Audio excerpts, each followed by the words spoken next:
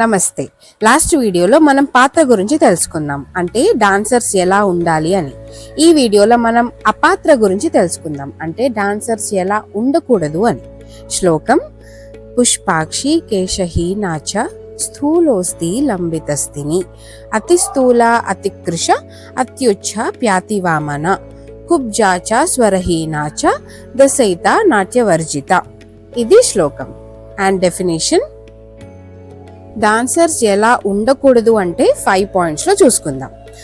కళ్ళలో లోపం ఉన్నవారు లేదా తలపై జుట్టు లేనివారు నాట్యానికి అనర్హులు. చాలా మందమైన పెదవులు లేదా అతిగా వేలాడే వక్షోజాలు ఉన్నవారు నాట్యానికి పనికిరారు.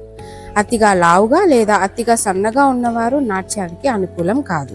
మరీ ఎక్కువ ఎత్తుగా లేదా మరీ తక్కువ ఎత్తు ఉన్నవారు నాట్యానికి పనికిరారు.